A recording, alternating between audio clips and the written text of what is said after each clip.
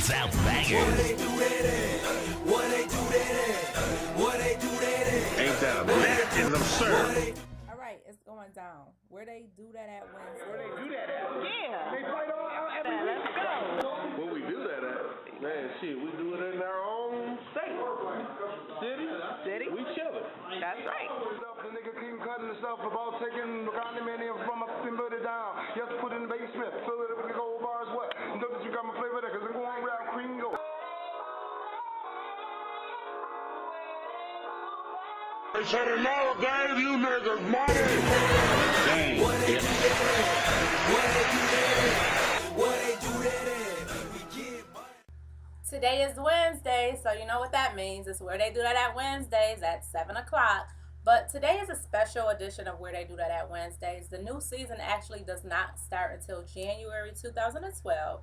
But I decided to take today and have a guest on the show. Her name is Mrs. Tanisha Mackin. She is a new author. As a female, I like to call authoress. So she is a new authoress.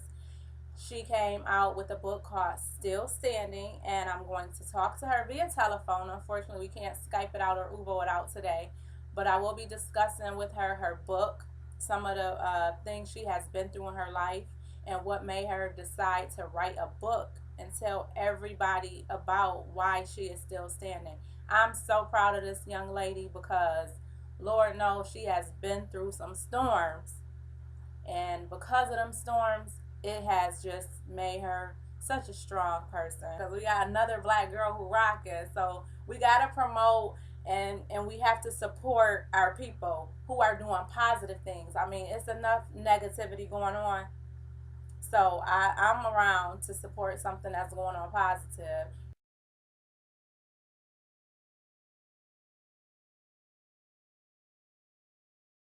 So stay tuned. It's Where They Do That at Wednesdays. We, usually we be talking crazy and about some crazy stuff on Where They Do That at, but we are going to be talking to Mrs. Mackin today, and I can't wait. So we will be right back. Today on Where They Do That at Wednesdays on the phone, I am talking to author Mrs. Tanisha Mackin. How are you doing, lady? I'm good, miss. How are you? I'm good. I just want to say congratulations on your book. I wish you success. You already know that. Thank you, babe.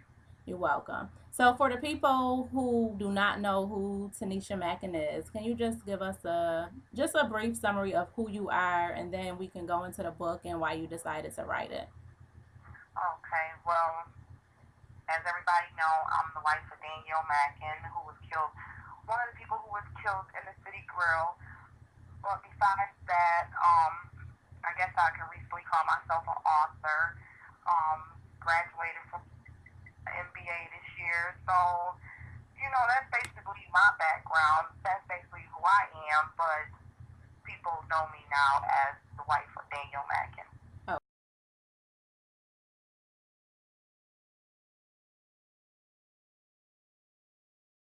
What made you decide to write a book? Because a lot of times when people go through things, they don't write about it, especially something that you went through, or at least they don't do it so fast. So what made you go ahead and decide to put it all in a book and share with everybody?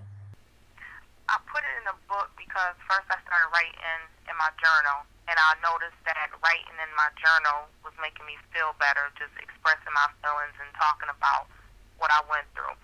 I decided to do a book to just inspire people and say, hey, I've been through what I've been through, and with faith, you can continue on. You can go on with your life. It's going to be hard. It's not easy, because believe me, this is not easy what I'm going through. But in the same sense, I want to know that you can overcome these things. Okay. Now, I don't have the book, so slap me. But I don't have the book yet. I don't know the chapters. I will be getting at this, of course. But like a lot of times, because people go through depression, and you putting your business out there, and you go deep in telling people what you've been through. So you gonna get some emails. I'm telling you, you gonna get some emails, and everybody gonna think you like a psychiatrist, and you know, like seriously, and like you can help them get through everything. And I be trying to tell people like you had to stand on your own 2 feet.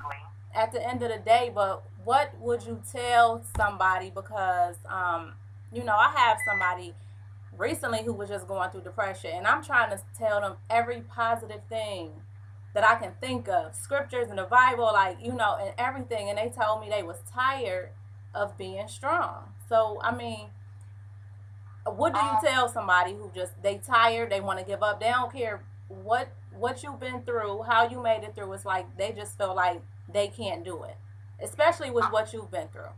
Yeah, I'm not gonna lie. When people come to me like that, I give it to them straight. Yeah, you gonna have those moments. I had the moments.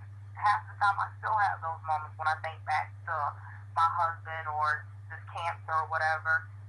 Straight up, you're going to have those moments. You're going to feel depressed. You don't want to be strong anymore, because that's what I used to sound like. I don't want to be strong no more. I'm tired of being strong.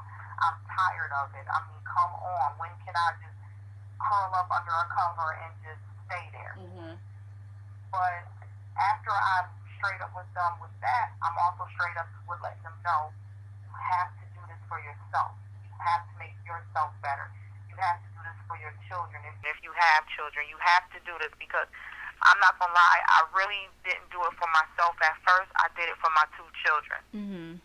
Because I was thinking all types of crazy things when my husband was killed in front of me like that. You don't have no idea the things that I was thinking. Like, my life was over to me. Right. Then I looked at them 2 children and was like, you know what? What are they going to do without me? They already lost their father. What are they going to do without me? Nobody's going to be able to raise them like mommy. Right. So I had to push through it. I really did.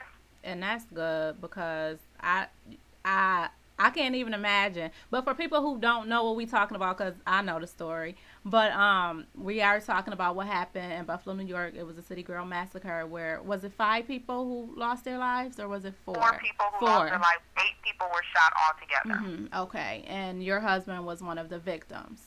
Yes. So that's what we're talking about. And not only that,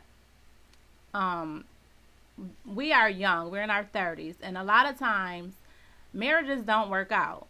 And, you know, when I look at your pictures of you and him and the kids, and it's like, oh, my goodness, what a perfect family. You know, that's what everybody's saying, how sweet, what a perfect family, because what you had is what some people desire to have. And they probably will never get it.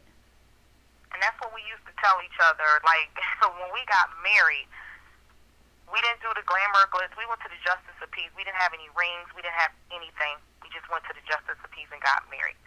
When we got married, we went home and we looked at each other, and he was like, you feel any different? I said, no. Do you? He was like, no.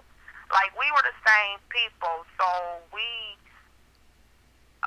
was nothing different. We just had that love for each other. I'm unable to describe it, but every day I grew to love him more and more. So when that happened, because we kept saying, oh, we're going to beat the odds. We're not going to get divorced. We're going to be together. We're going to grow old together. We've been together for 10 years. Right. You know, so when that happened, I'm like, wait a minute. We had these plans. What's the problem? Mm-hmm.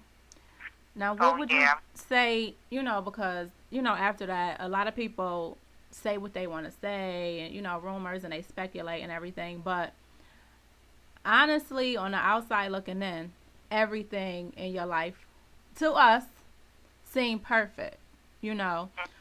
What would you say to people who are married, and, you know, they might go through their ups and downs, and they might want to get a divorce? I'm still standing.